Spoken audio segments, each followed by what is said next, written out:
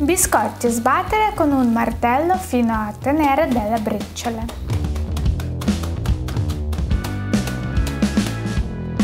Trasferitele in una ciotola e aggiungete il burro fuso.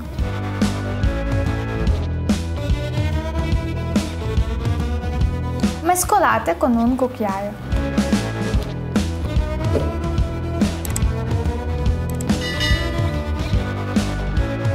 Versate in uno stampo imburrato e rivestito con carta forno. Distribuite al suo interno il composto aiutandovi con il dorso del cucchiaio formando una base liscia. E mettere in freezer per circa mezz'oretta.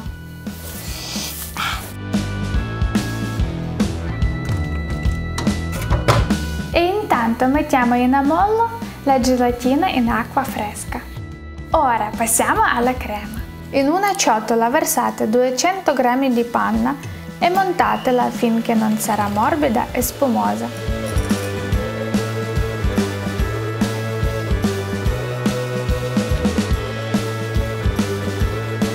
Versatela a cucchiaiate in una ciotola con la ricotta e incorporate delicatamente.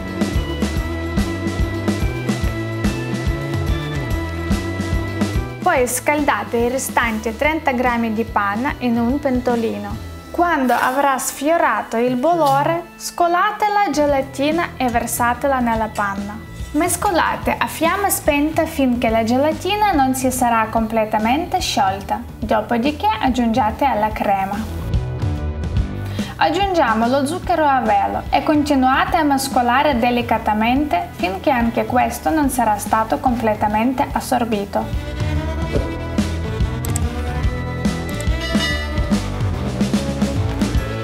Recuperate lo stampo e versateci la crema.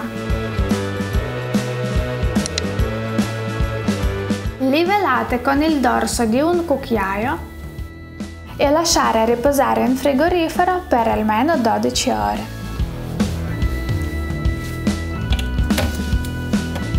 Sono passati 12 ore.